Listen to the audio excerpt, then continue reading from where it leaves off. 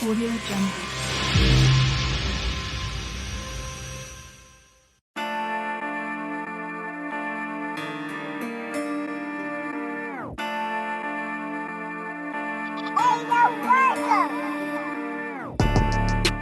We are really happy to be here with you guys. Caguamers, ¿cómo están? Buenos días, buenas tardes, buenas noches. We're really happy you guys can be here with us. We have a special guest today in our English podcast because we do English. Our parents paid a lot of money for us to go to school in English. So we got to do something about it. We got to use it, not just to watch movies and play video games. So today, as always, my main man, Rick, is here with us. And of course, we have one of the guys that I got to know. I got to meet him, a few months ago when he had 500 followers. We met through the Nate Hamilton's DMs groups that he has. And right now he has over 6,000 followers. He has a gig at Football Guys. I want to introduce you guys to Mr. Troy King.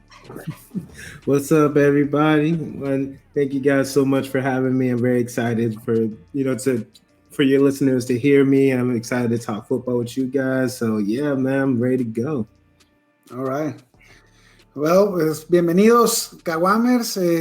Como dijo el Guga, acá está el buen Troy King. Por favor, síganlo at @TKingMode in Twitter. It's a very, very educational follow, and most of all, very entertaining. Oh, and also join the hashtag FFFitClub. I'm starting that. I'm starting that as well.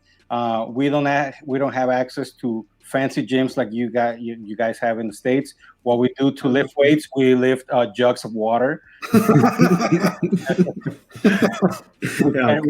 carry beer. Yeah, no, that's not a thing. Oh, one thing you might have noticed, we call our fans Caguamers, Troy.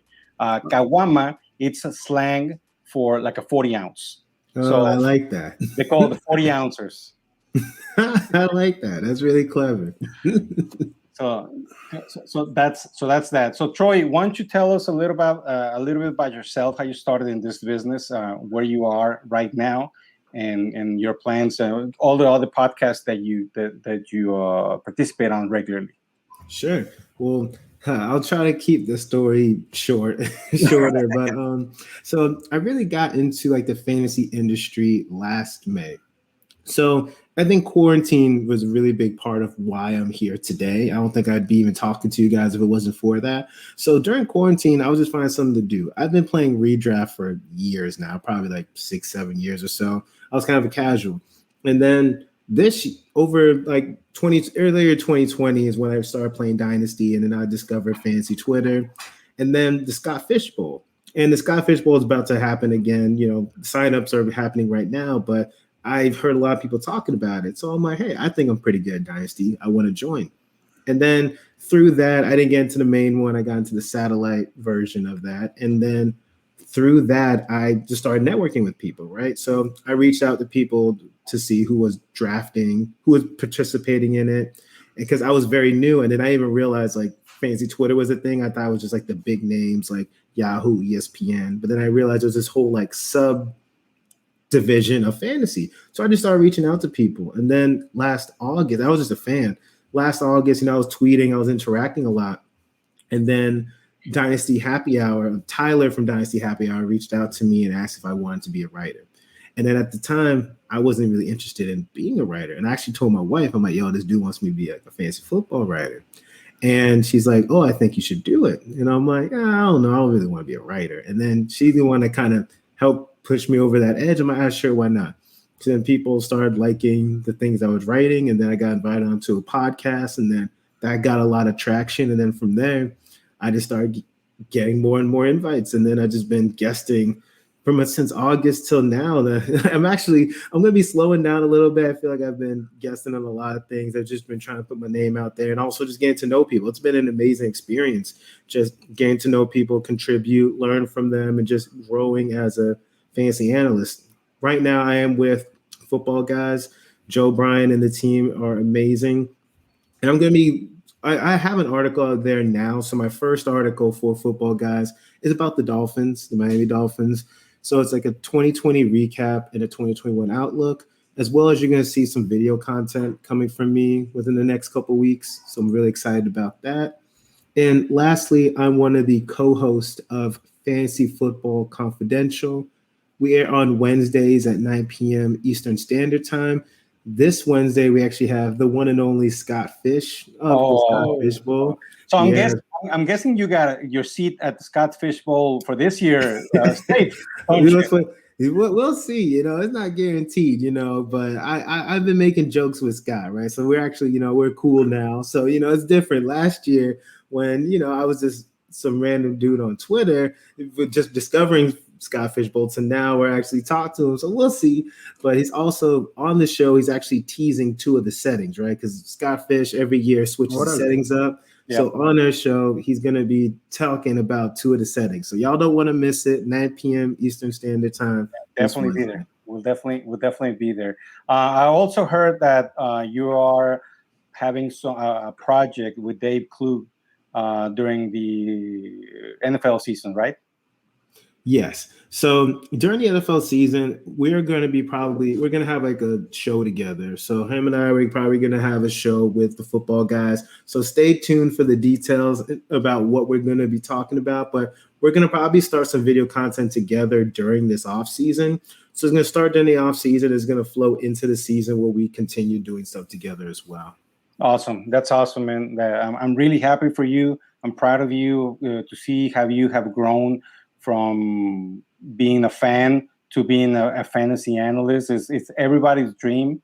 Everybody that's in this in the sub level of fantasy Twitter, as you called it, we all want that. A couple of weeks ago, or more than that, you podcasted with the one and only Mr. Matthew Berry, an institution in this. He's one of my idols. I remember texting you, asking you how that happened. I mean, that's amazing, and congratulations for landing the podcast with him as well. I already talked about backstage about this, but I believe that it's very important to repeat myself. Creating a community of peers that you can elevate all of them. All of us at the same time, and even making a hashtag like FF. What was it? FF Fit Club. Fit Club, right? That's taking fantasy over the edge, like getting our lives better in every way. So congratulations, man, and very glad to have you here. No, man, thank you guys so much. And yeah, about FFF Club, you've not knowing, so I'll touch on it really quickly. So it's just really about getting people to be active and to work out. And it's a couple of us that kind of inspired it. Me, John Hellcamp, Matthew Betts, Ray GQ, and Jay.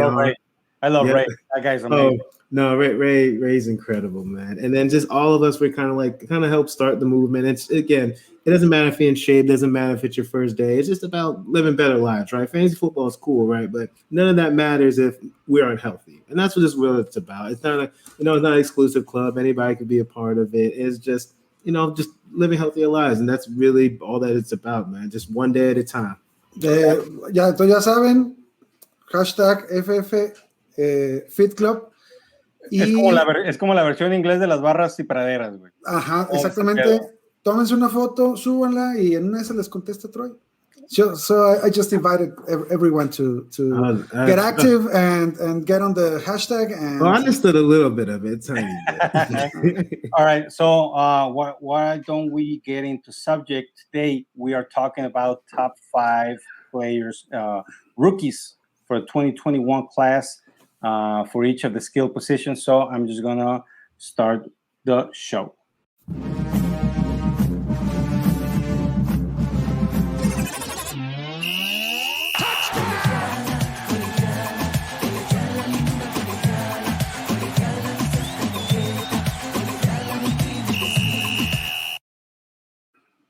Come on, Troy. I saw you dancing. No. Don't lie. No, I'm not gonna lie. I was proud. That was nice. That was a dope intro. I like that a lot. It's something to get you moving right before we get the energy. Yeah. Oh no, I'm energized now. Thank you. All right, quarterbacks top 5. Troy, give us your top 5 quarterbacks for this 2021 class. Sure, of course. So number 1 is gonna not be a surprise to anybody, but it has to be the one and only Trevor Lawrence. He's gonna go to Jacksonville. He's great. I don't have to talk much about him, but he has everything you're looking for in a quarterback in terms of just being accuracy, throwing the ball down the field, leadership, athleticism, everything that you want. The guy has it. He's a champ. Plus, he's handsome. Yeah, and he's also handsome, and he has beautiful hair. So it's like, so all those things are the reasons why he's going number 1, no doubt. Yeah. All right, number 2, and this dude has been getting disrespected. I don't know why he ever left the number 2 spot, but it has to be Justin Fields, right? Because everybody wants to talk about all these other quarterbacks, right? I don't know why this man getting disrespected. They've been talking about, his worth ethic and all these things. And also last year, he might have had 2 bad games, but overall, he was amazing. And he honestly played better than Trevor Lawrence in the game they went against each other. He looked better than Trevor Lawrence. And I'm not saying he's a better prospect, but in that game, and that was after, he was struggling or whatever, but Justin Fields also almost has everything that you're looking for in a quarterback. He's just not as good as Trevor Lawrence, but he has the athleticism. He has the accuracy. He has the, down the field play. He has the leadership. He has everything you want too, but for some reason, everybody just wants to push him down, and I don't understand why. It's the hair. It must be the hair, right? And the hair. I don't know what it is, but people want to put all these other quarterbacks, who I'm about to talk about in a little bit. But to me, Justin Fields should be the number 2 quarterback off the board. I don't know if that's going to happen, but he's mine. Number 3 is Trey Lance. Wow. So Trey Lance, right? And I heard people talk about he could be a project, or maybe he's not all the way ready, and some people might want him to be behind a veteran to develop more.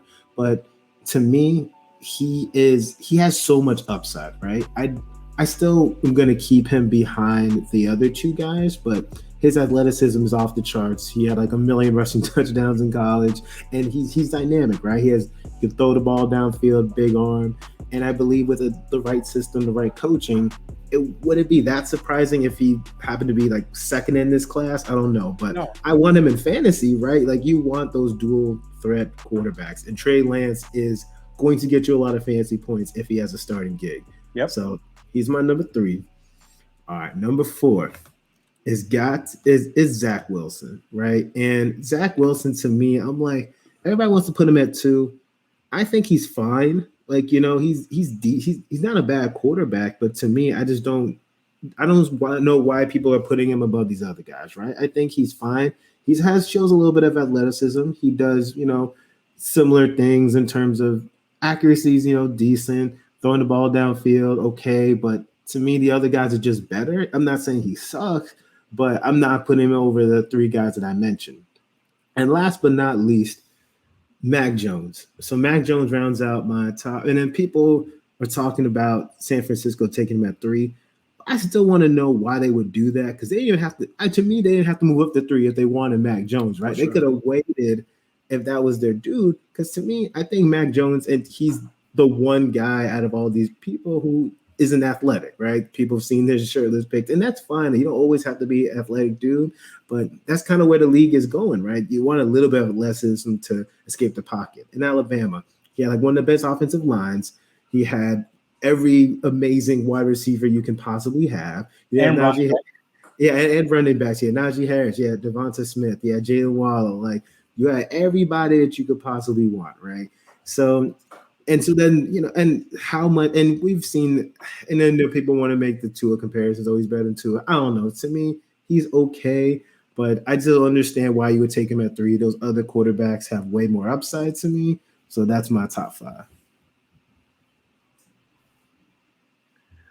top 5. Rick, you want to go with yours, and then we'll talk about it? I'm right with Troy. I have them in the same order. I believe that the dual threat quarterback is the way of the future. At least in fantasy, it would be not particularly intelligent to take Zach Wilson over Justin Fields just because of that's going to happen. In talking football, maybe there's an argument to be made, but for us, for fantasy guys, no pun intended, we got to get the floor that the mobility guys give you, no? Yeah, absolutely. I have a little bit different. My top 2 are exactly the same as yours, Troy.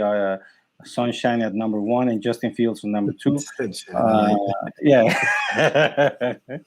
And number 3, I got Zach Wilson. I got Zach Wilson at 3, Mac Jones at 4, and Trevor Lance. I have him at 5. And I have him at 5 because I think he has more of a project, right? Yeah, that's what I think. He's a diamond in the rough. He's not a quarterback that can impact an offense the first year. The other 4, I think they can. But I think if Trevor Lance goes to a team, let's say maybe Atlanta. Trey Lance. Trey Lance goes to a team like Atlanta where he can sit behind Matty Ice for 1 year. Matty Ice for 1 year, 2 years, and learn the ropes. And that'd be good. Imagine with the weapons that they have at Atlanta, with Calvin Ridley, maybe still Julio Jones, Russell Gage. I mean, they got a great team out there. So I think that's why I'm ranking him at number 5. Not because I don't like him or I don't trust him. It's just because I don't think he's 100% ready for the starting gig at an NFL team. But I can be wrong, of course. No, we can all be wrong, and we can all see Trevor Lawrence just commits a kamikaze the first year and nothing happens. But that's how I look at things. Like you said, Trevor Lawrence will be the first pick of the NFL draft without a doubt. He has a lot of weapons in Jacksonville. He has DJ Chark. He has Laviska Shenault, which I love that guy. New wide receiver Marvin Jones, James Robinson. He has a great team, and they're only gonna get better. That's what's gonna happen. So that's why Trevor he'll probably end up as the rookie quarterback QB1 at the end of the season. For sure. It kind of makes you feel bad for the mustache, no? For Gardner Minshew. I love Gardner Minshew. Man, these pictures it's a 100 lovable guy. I mean, he has style. He's a good player, but damn. He can wear anything he wants to. It makes it look like. Not many people can do that. Man, did you see the pictures he uploaded yesterday or today? With a mullet, jean jacket, no shirt. He kills it. He's only I mean, who the hell wears a mullet right now? And he's killing it. And don't be surprised if the mullet comes back with a vengeance. It'll come back. And that mustache, oh my God, makes me question my your masculinity. Yeah. Okay. All right, so that's quarterbacks for you guys. Let's go to running backs. Troy, top 5 running backs for this 2021 draft. Sure. So we mentioned him briefly just now, but it has to be Najee Harris. Najee Harris is my number 1, and I believe that he's one of the guys that I feel like no matter where he goes, he's going to be good, right? I feel like he's that big body back that does everything you want. He's a good pass catcher. For a big guy, he can catch the ball. He's a physical runner. He has good vision, good balance. He's good at blocking. Everything that you want from your starting running back, Najee Harris is to me, right? He's just solid. And I feel like he's one of the dudes that can start from day 1 out of this list. So for me, Najee Harris is easy, right? So that's my number 1. Number 2 is a lot tougher for me, right? So I was toggling between 2 guys, and this could change, right? And I feel like I always go back and forth with these two guys, but ultimately I landed on Travis Etienne. So Travis Etienne, I believe that last year he didn't. I feel like 2 years ago, Travis Etienne, he was like consensus like #1 running back. Like and everyone knows him for his speed, right? He's explosive, used with a great offense. Like I feel like he could do almost everything that you want him to do. He has faults here and there, but I don't think they're significant. I just feel that Najee's the overall, I guess, well-rounded back. I think Travis Etienne, I think is going to be fine, but I feel like would be excellent in a system such as like Arizona, for example, right? Like I feel like landing spot would affect slightly him more versus Najee, right? But I'd be like if he goes like Arizona, then he could kind of pull like what a CH did last year and like vault up to RB1, because assuming that he would be the RB1 in the offense. So Travis Etienne, as long as he doesn't let us down at CEH. But, so I can talk to you about CEH later, but I have a take about it. But yeah, he obviously CEH had very high expectations, but that's the thing. We had very high expectations of him. He didn't have a bad season. We just had tremendous expectations for him. Exactly. Keep going. No. Everything you said is accurate. That could happen with Travis Etienne, right? Is number 3. So number 3 could easily be number 2. Is that Javonte Williams? Javonte Williams. The main thing I remember about him was I'm a Miami Hurricanes fan, right?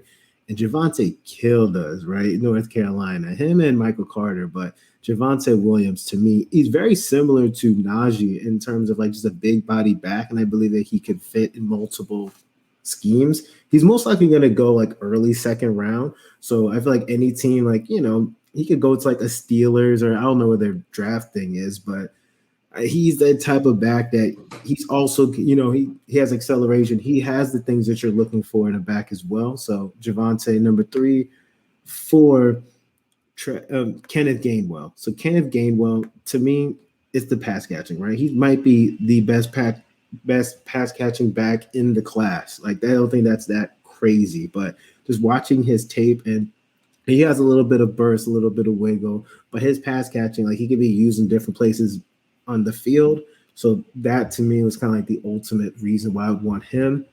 And finally, Jamar Jefferson, right? And Jamar Jefferson is just big play. Like literally, like almost if he gets just a little bit of space, he's gone. And I think that's, to me, I feel like he's not being talked about enough. Like just watching him, like he just had so many explosive plays that it was hard for me to ignore him. So that's the reason why I put him at 5. I have him a little bit different than you, but Rick, I like that though. Rick, come on, top 5. Man, we're like the same. No, I have the only difference is I have Chuck Hubbard. Next time you start, let's see. I know. The same. Yeah, I'm gonna tell my 5 so you don't think I'm just copycatting Troy. I have a number 5 Chuba Hubbard, but man, it's so difficult to rank these running backs before the draft. Draft capital is very important for me in terms of drafting in rookie dynasty drafts. So yes, I believe whoever takes Najee Harris, or no, Najee, right? Najee, that team is gonna have to pay up, so they're gonna give him some playing time. I believe that's the reason he's consensus number 1. Also, Travis Etienne and Kenny Gainwell, I like them very much for their versatility and pass catching ability. And that's that, man. How about you? Well, I got them a little bit different, and this might surprise Troy and our listeners. But as Rick knows, I like to be the one that goes against the grain, against the I like that though. So number 1, I got Javonte Williams at number 1. Wow. Okay. I got him at number 1. I like him a lot. 5'9", 212, 457 dash, unofficial, of course, at the pro day. But I like him a lot. I think he has the the capability, the abilities to be RB1 rookie this year. Of course, like Rick just said, draft capital is very important. If he gets drafted by a team, let's say if he gets drafted by, it's not going to happen, but if he gets drafted by the Ravens, he's going to get lost with a 200 running backs and that Baltimore has. So, I got Javonte at number 1. Number 2, I got Travis Etienne. So I love that guy. I absolutely love that guy. I love how he performed during the season. Like you said, he's one of the few players that can say that they were 3 years their starter at the college team, and very successful 3 years for him. Number 3, I got Najee Harris. And one of the things, and this might be a little bit biased, but one of the things that pushed him down a little bit on my rankings is that he decided, or he didn't test during pro day. I know that there was a story running that he missed the plane, that he had to drive all night to be there with his teammates and support. But I don't know. Sometimes for some reason it felt like he didn't want to get exposed. He didn't want to make a mistake and, something that'll affect him in the pocket, in his bank account. Because as we all know, the higher you get drafted, the bigger the contract is. Mm-hmm. So it's different if you get drafted in the top 10 than at the end of the first round. I mean, you're still a first rounder, but the contract's not the same. Number 4, and I'll talk a little bit more about that situation once we get to the wide receiver top 5. I know you guys will think I'm crazy. I am crazy. That's for sure. But I'm just hear me out. Number 4, I'm there with you with Mr. Kenneth Gainwell from Memphis. I like that guy. He's a satellite back, 100%. He can run. He can do pass catching. He can block. Amazing guy. If he was, I don't know, maybe a little bit heavier, he could jump from the satellite back role to the workhorse role. But I like him a lot. And number 5, Chuba Hubbard from Oklahoma State.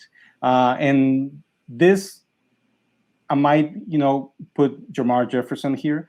Chuba and Jefferson for me are like right there.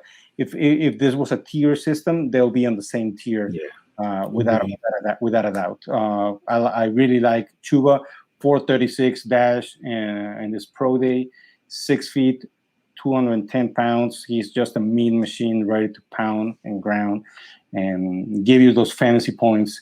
Well, let's hope that all these guys that we just talked about 7 running backs that we just talked about right now, that they land on a team that used them properly, because then we like we just said, if one of these running backs lands in the Ravens, well shit, no, we don't want that. You don't want that, Don't mess with Dobby, man. No. Leave him be. I mean, I love Dobbins. I love Dobbins too. I love Dobbins. So don't. And my tocayo Gus Edwards. I like Gus Edwards too. Yeah, I like him too. So those 2 guys are fine there. They don't need anymore. Don't draft.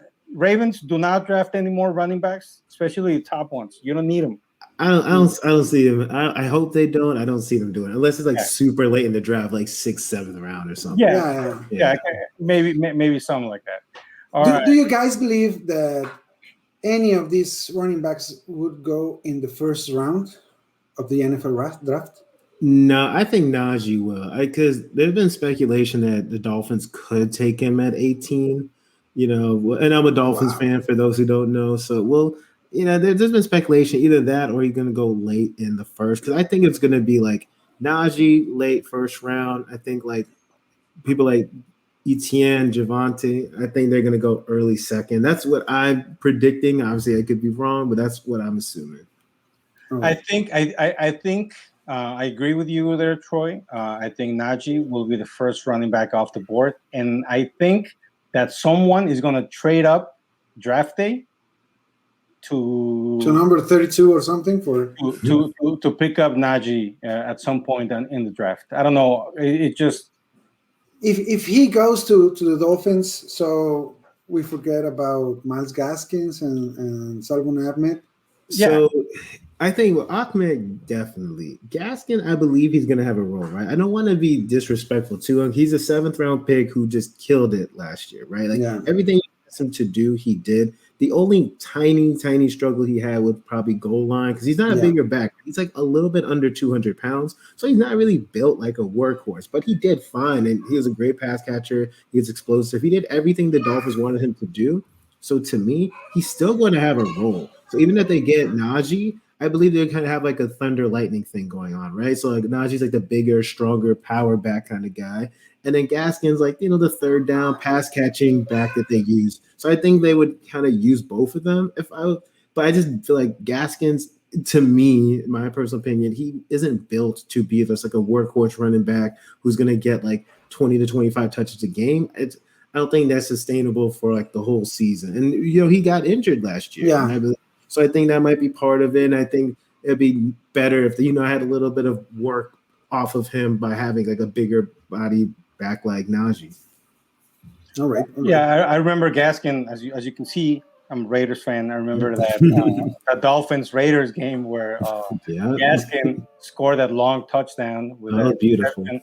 And it was kind of those sweet and sour moments because in my second most important league, the one that there's the most money involved from all the leagues that I play in, I had Gaskin, and I believe that was in the semifinal, that game, and that with that score I was 100% sure I was going to make it to the championship. But at the same time, it was killing my Raiders. It was killing them. It was one of those moments that I don't know if I should be happy or sad, cry, or screaming joy. I don't know. That's one of the. That's a fantasy lifestyle. That's a fantasy lifestyle. Yeah, fantasy lifestyle. And so, lately, with my Raiders not having more than one or two players fantasy relevant besides Waller and Jacobs, it's been tough because you can't really draft a lot of guys from there. So Troy, how many leagues are you in? I'm actually not in that many dynasty leagues. I'm probably in I would say 7 or 8 now. So I try to keep my dynasty leagues low, right? Because in redraft, I'll probably be in most likely probably between 4 or 5. Because for me, I know some people who are in a bunch of dynasties. I know people between 30 and 50 dynasty leagues. I'm I can't do that, right? Because I already have a hard, I'm a busy dude. So I already have a hard time dealing with the leagues I'm in now. So I'm trying to keep my dynasty leagues under 10 because I want to make sure if I'm playing in something, I'm competitive, right? I want to win. So I don't want to have too many where I start neglecting and then I'm just kind of wasting money. So I just try to keep it small as possible. Yeah, we have a friend who last year he was in 50 leagues. Yeah, I have friends like that too. I met way too many people who are in leagues like that. And people have spreadsheets, right, for all their leagues, and they have color-coded systems. I'm man, that's too much. It can be lucrative. If you win most of those leagues, then yeah, you can make that a side business, right? That could be your job if you're very successful. But that's what DFS is for. If you want to do that, you go ahead and do DFS. Yeah, I couldn't do that. I'm sorry, that's too stressful. You play DFS?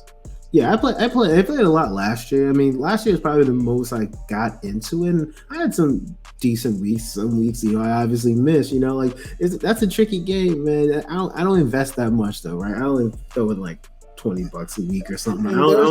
There's real professionals playing DFS. Oh yeah, I'm not one of those guys. Yeah, I met some who would make some bank off of it, but. Again, you have to know what you're doing to invest some of the money because you have to be willing to lose a lot of money to make a lot of money if you're one of those high rollers. Yep. Yeah. I love DFS. Sadly, we don't have DFS in Mexico yet. Hopefully, we have props, right? We started to have props. We started to have That's props. Awesome. But hopefully DFS will come to Mexico soon, either with FanDuel, DraftKings, or any other platforms that we have in Mexico. There's always VPN, man. Yeah. Me too. Yeah. The problem is the difference between spending $20 and spending 20 pesos. That's the whole. Yeah. True. Yeah. All right. So that wraps it up for the running backs. Now let's go to what I think is going to be the most Controversial category so too. here. So let's start with Troy, our guest. Wide receivers, top 5. Let's go. Okay, I think this one was. I think my list is kind of chalky, but except for maybe like the last 2, but I'll go. So number 1, it was close, but I ultimately went Chase, right? Because Chase, especially after his pro day, man, he just absolutely destroyed it. And we already knew he was good. And for pro days, I don't put too much stock into pro days, but if someone explodes from their pro day, I'm going to notice that, right? So, and with his 4.3, and I'm like, oh, everything he did, he was incredible. And then obviously at LSU last year, he didn't do anything. But the year before, obviously, he was incredible. It's just, and people are talking about, like, I think people are hyping him up a little bit as like an all-time prospect. Some people are kind of getting a little crazy to me. I think he's an excellent prospect. I think no matter where he goes, he's going to be amazing. But I think Chase, but number 1. Number 2, Devonta Smith, right? And then people could tell me all about his BMI. He's too skinny. He's too that. But I'm sorry. He's a Heisman winner. He had an amazing, like, people just try to find things to just knock dudes, right? And like, don't get me wrong. Like, obviously you want your receiver to be big and strong. We all would like that, right? But to me, that's not going to make him suck as an NFL player, right? He'll get bigger, he'll get stronger. I don't know how much, but it doesn't matter, right? He could play. Can he play the game? Yes or no, right? I don't give a damn what he weighs. If he could play football and he's one of the best receivers, you can make an argument for him to be number 1 if you really wanted to. But to me, he's my number 2. And I'm just fading all that BMI stuff, right? Can he play? Yes or no? That's what I care about. Then number 3, Jalen Waddle. Right. And then, people I think are, a little bit different about that, but there's some Tyreek Hill comps, but to me, he's just so explosive, right? Like, you just got to get the ball in his hand, and this man, he just off. Like, he's so dynamic, so elusive, so electric. Like, that's the type of playmaker that any team could benefit from, right? Get this dude in space. He's gone. He opens up the whole offense. That's one of the reasons I really like Jalen Waddle. Number 4. So this was tough, but I'll say it has to be Bateman, right? So Rashad Bateman, big body receiver. I actually have him. I did a mock draft, right? I think like a team such as the Ravens, since we were talking about him a lot, right? I think the Ravens need someone like him, a bigger body receiver. He's not like super blazing fast, but he doesn't need to be. He's just a big body possession receiver that could go up and get the ball. A lot of teams could benefit from that, right? So to me, Rashad Bateman is one of those dudes that would fit that role with any team. So that's one of the reasons I really like him. And lastly is going to be I consider this dude my guy out of the receivers, Rondale Moore. Rondale Moore, yes, he's 5'7". I know he's a little guy, but he's not like most little guys. He is strong, right? We've seen his bench. We've seen how powerful he is. This man could probably play running back, right? Just that's how powerful he is. And I believe, you have to get him in the right system, and you have to utilize him in a specific way. And he's not going to go to this team, but if he can somehow land in a scheme similar to like the way San Francisco uses their wide receivers, like I'm not like a comp guy, but to me, he reminds me a lot of Debo, right? So in terms of the way that they use Debo in San Francisco, if you use Rondale Moore in the same role, I believe he would absolutely crush it. Or he could possibly go to the Chiefs, like in that offense. He might not get a lot of volume, but I believe with his touches, he'd be effective, right? You can use him in some of those same designs that you use Tyreek Hill in. Like, that's not that can be that crazy.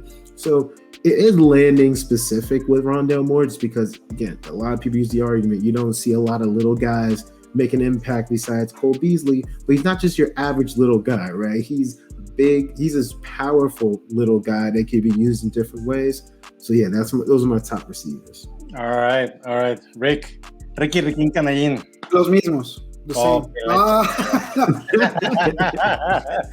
Yeah, whatever choice it. Yeah, you gotta go with Jamar Chase in number 1. His pro day was off the charts.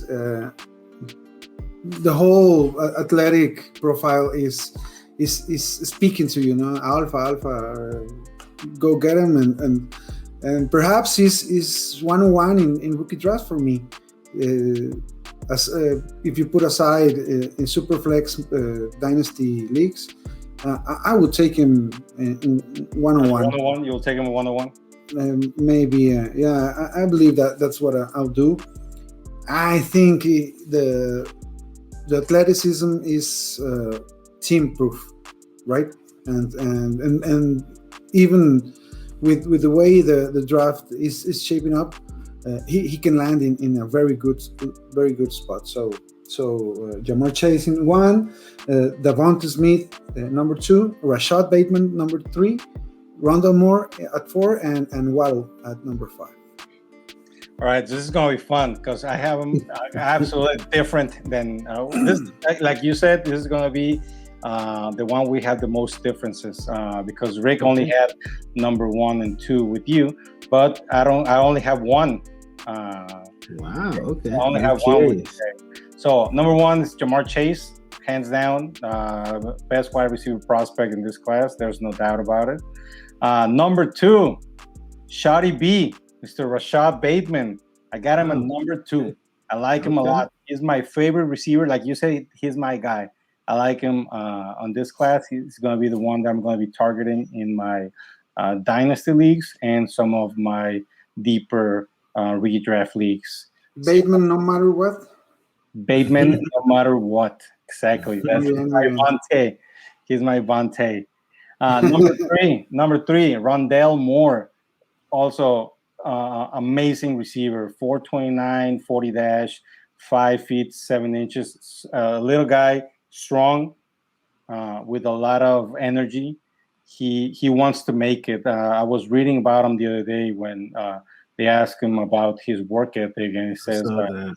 Yeah, it comes from his mom, and that thing is just tells you he's not going to lose ground once he gets that paycheck. He's going to be a better player. He's going to be a good son. He's going to be a good brother to his brothers, a good brother to his sisters. He's going to be a good family member, a good member of the community. He's going to be playing ball because he has a chance to do it, and I like him. I like him because of that. Number 4, Mr. Devonta Smith. And one of the reasons that we talked that I mentioned the fact that Najee didn't perform at the pro day. Same thing with Devonta Smith, and Rick and I talked about it in our regular podcast, which aired today. Actually, I think Devonta Smith was, dealing with the whole thing that you just mentioned with the BMI. What I think. He didn't even want to get weighed or measured in any way. He didn't want to test. I think he hid behind the Heisman. The Heisman. I think that's what he did. I think he said, "Hey, he earned the." Smart. I mean, look, he made the right decision to not to like weigh in and stuff like that. Yeah. Yeah. So there's 2 points of view, and so this is the point of view of the let's say the football analyst. This guy is afraid. He doesn't want to mess up.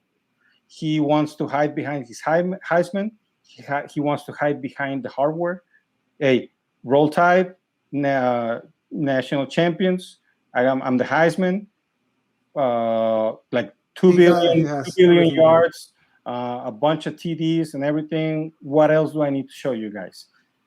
And then for us as analysts, or at least as fans, we're like, we wanna see you.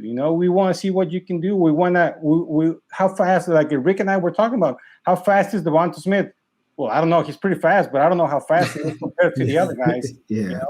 How tall is he? Well, I don't know. He's kind of tall, I guess, but he's not that. He's not that heavy. He's kind of on the leaner side. And we want to compare him. But if you're in Devonta's shoes, of course you want to hide behind the Heisman and the hardware. I don't want to mess up with my stock. With your bank account. Yeah, I don't want to mess up. It was an intelligent thing to do. Yeah, if you were in that position, if I was in that position, I would be doing the same thing. I'd be like, you know what? I don't need to prove anything. Yeah, this is me. Right. I don't need to prove shit. I'm sorry. And just draft me top 10 because that's what most likely is gonna happen. But my position is I'm gonna rank him number 4. And number 5, this might be a surprise, but I got Mr. Terrace Marshall at number 5 from LSU. I actually don't mind that at all, to be honest. I like him a lot. I like him better than Waddle. He's a big body. He's a big body receiver too. So I'm like, he's like 6'3" or something like that. So 6'2". He's 6'2", 205. Yeah. So I like him as well, man. So like, I like that pick. If I wasn't, I don't mind him. I don't mind your list. Like, it's different than mine, but I definitely respect it. Rick, any comments with my Devonta Smith? I know you love him. I know you think about him every night. I think Devonta is gonna make an immediate impact in the NFL. He's gonna make us a lot of fantasy points. One of the things that I'm very concerned about Devonta Smith, that one of the landing spots that is very possible for him, it's number 12 with the Eagles. If that happens, then goodbye, Devonta Smith. Totally agree. I wouldn't like that, but we'll have to see. Well, so what would be? Hang on. Sorry. What would be your perfect landing spot? I'm just going to ask you for 2, which are the most talked about wide receivers here: Jamar Chase and Devonta Smith. Don't forget about draft capital. Forget about all that. What will be which team do you think Jamar Chase and Devonta Smith would perform the best out of all 32 teams? I will say this is a really good question. The Chase one, the team, and it's funny, I've been having this argument with Bengals fans, right, about who they should choose between Sewell or Chase. But to me, if Chase goes to the Bengals, I think that's one that makes sense draft-wise, as well as that offense, right? So you have Joe Burrow, who's, obviously he had a great season last year. All they couldn't run the ball, so all they did was pass.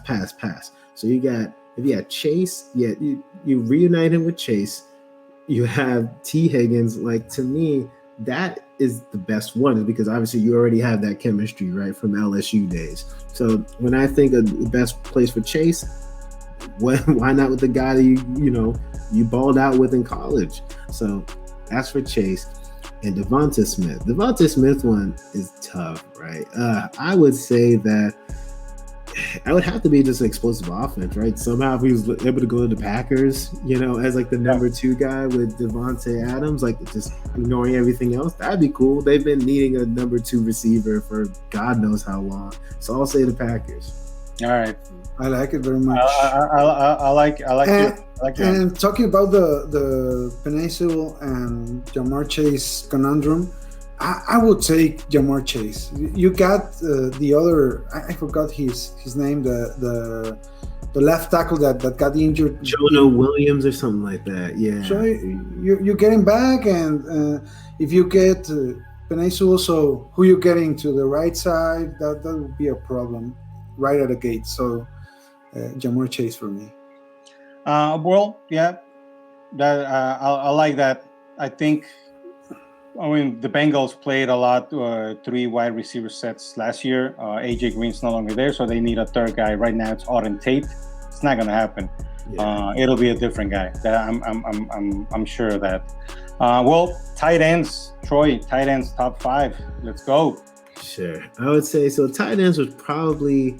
There's not much to choose from outside with the tight ends, right? So this was the only one where, the list was pretty straightforward to me. So Pitts, you guys already know how amazing Pitts is. He's one of the best tight end prospects of all time.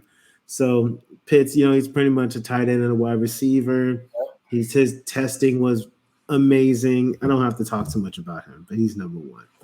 My number 2 is Freiermuth, right? Yep.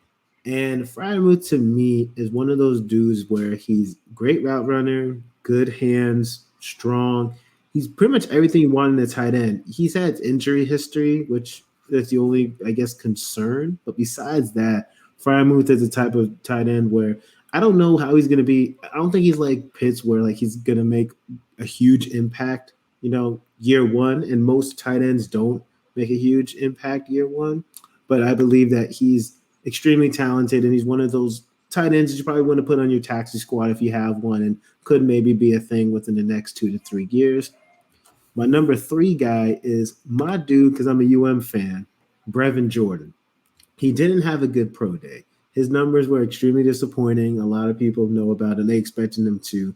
I saw someone told me today, like I made some tweet about it, and they're like, oh, they expect him to be kind of like a Jonnu Smith, right? And then if you watch him on the field, his numbers didn't translate. And this is one of the reasons why pro days, I'm like, all right, like I think about it, but I'm not going to completely fade him because I'm like, I saw what he did on the field with UM. He looked athletic. He looked dynamic.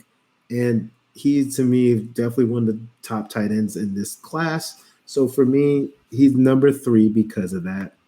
Number 4, Hunter Long. So I would say that Hunter Long, I didn't spend too much time like studying him or researching him, but from what I've like the little that I've watched of him and like the research that I have done, he seems like he would be a good, I guess more of like a project, right? He might need some development, but wherever he goes, he could be something solid. But I think number 4 is a fair ranking for him. And Trey McKitty, kind of the same deal in terms of athletic tight end, needs a lot of development.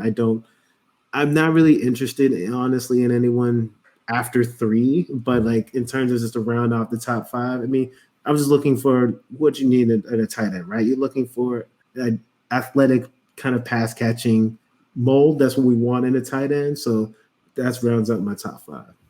All right, Rick, for sure. Is it the same as Troy again? No, I got a surprise for you. Number 1, Kyle Pitts is number 5. 4.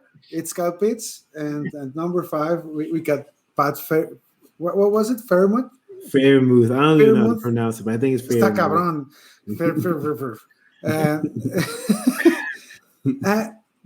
There's an argument to be made that Kyle Pitts could go also in the 101 in rookie drafts. If you land that pick and he gets to the top 3 for 10 years for you, for 5 years for you in your dynasty team, it's totally worth it. The difference he can make between his production and the other 10 other guys battling for a top 12 finish in tight end, it could be abysmal. So that's that. And as Troy said, I'm not that very interested in drafting tight ends with my 3rd or 4th round pick. You just have to take what you can in waivers, and hopefully you can wait and see if they can develop. No, so that's a very difficult position in football. They have to learn how to run routes. They're like 3 positions in one. So you have to be patient with them. Well, I got my top 5. It's pretty much the same as Troy. I know he copied my show sheet. No, I'm just playing. Number 1, Kyle Pitts, of course. I don't know anybody who has different. Nobody. I mean, I've seen wide receiver rankings with Kyle Pitts at 1. That's how nasty it is. Number 2, Pat Freiermuth. Pat Freiermuth. I've heard his last name pronounced like 7 different ways. I don't know how. And those are the kinds of words that us Spanish Latin speakers we have a lot of problems. Like right? Goddard. Number 3, same thing. Brevin Jordan from Miami. I like him. I like Pat a little better, but Brevin Jordan's also good. 4, Hunter Long, same thing from Boston College. I like him. But number 5, I think, and this guy I might be taking him in waivers. I'm not going to take him on one of my picks, but I'll take him in waivers and put him in my taxi squad. Is Quentin Morris from Bowling Green. I think this guy can be one of those guys in 2 or 3 years. You can really see something, depending, of course, in landing spot. Something like I see that it could happen something close to what happened to Janu, where the first couple of years he was kind of like in the shadows of exactly. Delaney. Exactly, and as soon as he got the chance, he was just balling out. Just so you know, Troy, Janu, we actually built a church for Janu here in our podcast. We think Janu is the way. We hyped him all last season. We said, hey, with your last pick in the draft, go for Janu. I love Janu. Yeah. And it worked out pretty well for us. He ended up he let us down in the latter half of the season, but we have a lot of fun in the first weeks. he was top 12 at the end of the season. So I mean, that's what you want. You want top 12 tight end for your team, either be redraft or dynasty. Well, thanks a lot, guys. Thanks a lot for being here with us. This was our top 5 skill positions. Special podcast with Mr. Troy King. Troy, real quick, where can they find you in Twitter, Facebook, Instagram, Tinder? I don't know where else you are. But OnlyFans. You just said he was married, man. Yeah. Oh yeah, not Tinder. But not Tinder, or maybe on. Just kidding. You were just no Tinder, no OnlyFans. Sorry, my wife's sleeping, but I'm just. But no, you guys can find me at T King Mode on Twitter. That's probably my home base. I'm trying to transition more into TikTok, try to do things there. I know that's like the poppin' app, so I'm trying to do there. Instagram, you can find me. I don't really do too much fantasy on Instagram, but I'd say if you really want to keep up with my content, follow me on Twitter. And again, guys, thank you so much for having me, inviting me. This has been a blast. I had such a good time. And shout out to everybody. Make sure you subscribe to the Fantasy Football Confidential YouTube page and just follow me and the crew. And again, thank you guys, everyone who's been supporting me and who's going to support me in the future. Well, it's an honor for us, Troy. You're kind of like a role model for going from 500 followers, or like you said last year, not even knowing fantasy Twitter existed. A year later, you have a gig with fantasy with the football guys. So that's pretty cool. Thank you so much, man. It really means a lot. I mean, again, we're just trying to get started. This is just the beginning, and I'm glad that you feel that way. And I'm just trying to do what I can to, not just for me, but to help support others, to help grow, and especially pods with great content like yourselves. Like, you guys definitely deserve more love, and I'm going to do what I can to, help you guys out as well. Thanks a lot, Troy. Thanks a lot. You can find me at Guga Gecko on Twitter and Guga Gecko NFL on Instagram, and you can find Nacion Fantasy like that. Nacion Fantasy on Facebook, Nacion.fantasymx at Instagram. The YouTube channels Nacion Fantasy, and in Twitter Nacion Fantasy MX, just one word. Thanks a lot, guys, for being here with us. Troy, again, it was an honor for us to have you here in the pod, and we hope to have you here again during the season. What do you say? No, we'll definitely make it happen, man, for sure. All right. Thanks a lot, and have a great day, guys.